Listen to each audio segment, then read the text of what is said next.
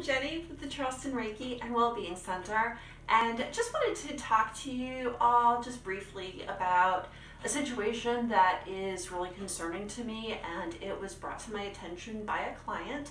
There is, for those of you who might live or have visited the Miami area, there's a place called Seaquarium there. And it's one of those places where you can visit and see dolphins and whales and that sort of thing. And a lot of people don't realize that it's not like all fun and games. Not too long ago, there was a lot of media attention a few years ago about the mistreatment of elephants in circuses, and ultimately they were banned. One of the major circus chains went out of business, and there was a lot of attention over that. But it's not limited to land animals like elephants. There are other beings that are being mistreated badly for the entertainment industry.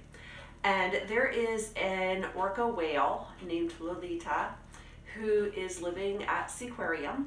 She is forced to perform sometimes as many as 3 times per day, and she lives under horrific conditions.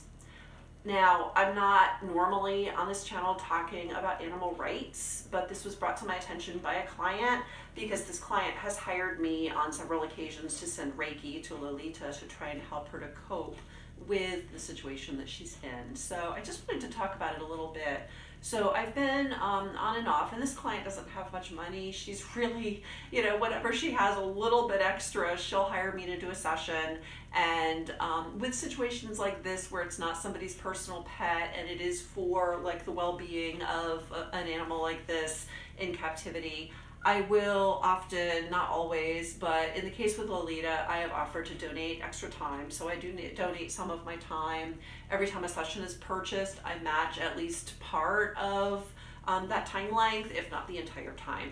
So it's something that, I've worked with a lot, and this poor being, Lolita, is just struggling so much. So to give you a little bit of background, Lolita was captured off of the, I believe, Washington State coast back in 1970, 50 years ago. And I believe, and I'm not certain about the exact age, I believe she was about 5 years old at the time, maybe 6, somewhere along those lines. She was pretty young for an orca, and she's been kept in captivity now for 50 years. Now, some of you might be thinking, well, that's not the most terrible thing in the world, but here's another fact to consider. Lolita's approximately 22 feet long, so that's a pretty good size, right? And the pool that she's kept in is shaped kind of like a bowl. From the little thing that juts out on the side of the bowl, it's only 35 feet wide, which, considering she's 22 feet, that isn't very much. Now, I believe, and I'm not certain of this, it may be slightly longer in the other direction because there isn't that little platform jutting out, but not much because it's relatively either round or only vaguely oval. I haven't personally visited there in person, so I'm not certain. And then the depth, again, it's bowl-shaped, and at the very deepest point, it's 20 feet. And then it goes up to, I believe, 12 feet, or the more shallowest parts of the edges. Now, 22-foot whale, 35 feet, 20 feet. You get the idea here? There's not much space. This is what this poor animal has been confined to for 50 years.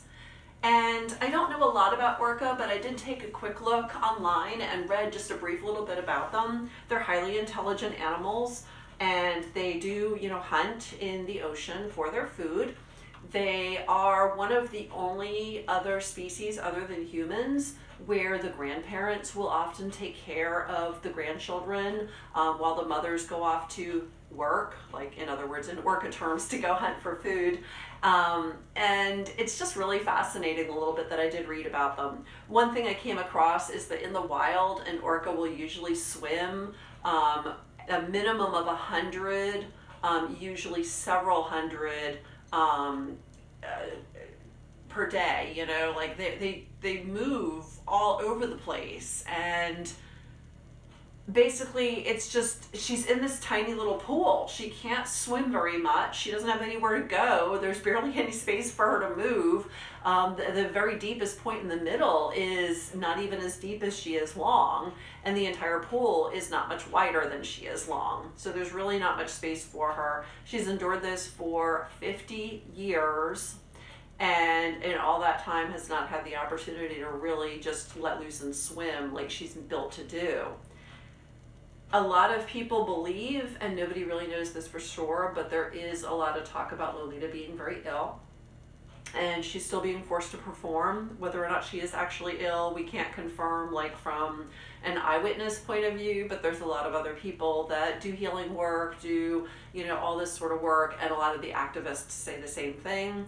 I'm going on hearsay. I don't have confirmation of that. However, even if she weren't sick, it's still cruel and horrible conditions, and I really feel for this. Now, I've worked with Lolita now, giving her Reiki, I want to say about 6 to 8 times, maybe 10 at the most over the past year or so, more so over the past couple of months, just because there is this belief that she is ill. Some believe she might be nearing the end of her life, which would be very young for an orca, but obviously she's been strained under these circumstances. So I just wanted to talk a little bit about that. I know there's people out there who really do care about animals, and I very much care about animals.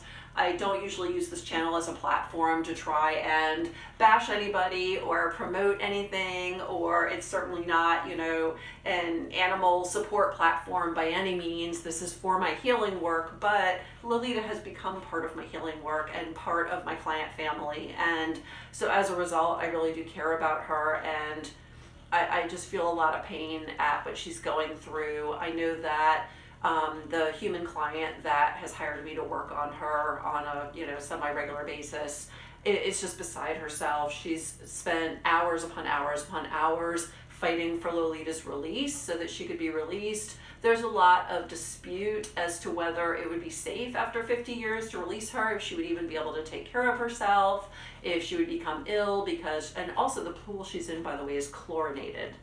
Yes, a wild orca is in a chlorinated pool that is also so tiny.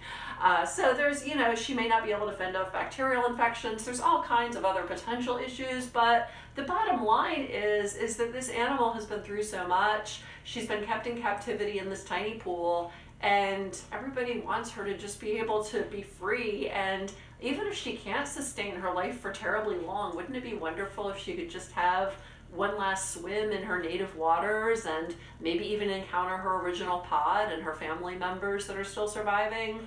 Anyway, that's, again, it's a little off topic from what I normally discuss, but I've been sending Reiki to Lolita, and I feel her pain whenever I do. There's so much fatigue there, like it's just so heavy, and she's just so tired, and that much I do sense. Whether she's actually sick, again, I don't have like confirmation, I can't prove that, but personally I believe that. I do believe from what I've sensed with sending her Reiki, it does feel like she's sick. It does feel like she might be nearing the end of her life. And I do want to encourage everybody, if you happen to be watching this and you practice any form of alternative healing like Reiki, or any other type of energy medicine, please by all means send some to Lolita. If you would like to do something for her, you can either try to find one of the groups that is lobbying for her release, or if you'd like to just have me send her some Reiki, let me know. You can buy a session on my website, and I will have the link to the website down below. You can put just a little comment down below, and I can get back in touch with you. I'll also have my email address there, so you can contact me directly. And once again, I do match, depending on the length of the session, at least, you know, a portion of the time that is purchased to, you know, volunteer some of my time to try and help her out. So I just wanted to talk a little bit about that, and I know there's like so many other mistreated animals in the world, but this is one that's just been brought to my attention because of somebody who really cares and wants her to have this wonderful healing energy. So I have been working with her, and I've sensed the pain and the fatigue, and it's just really sad, and it's just really brought it to my attention. So I wanted to share that with you guys, and I hope that you take something away from that, whatever it may be. And let me know if you have any questions too. Again, if you click the little drop down on your right, there's a little arrow where it says read more, and down below I will have my website where you can go ahead and purchase a Reiki session, either for Lolita or for yourself or a loved one or a pet. You can also email me. My email address will be there too. And just, you know, feel free to contact me for whatever. And if you happen to be in the Miami area and you visit the Seaquarium, you know, definitely check out Lolita and let me know what you find. I'd love to hear some kind of an eyewitness view, especially from anybody that, you know, has a sense, like a strong sense that, you know, might be able to sense what's going on with her. That would be really wonderful to hear from. Anyway, thank you for watching, and I look forward to meeting with you again soon. Namaste.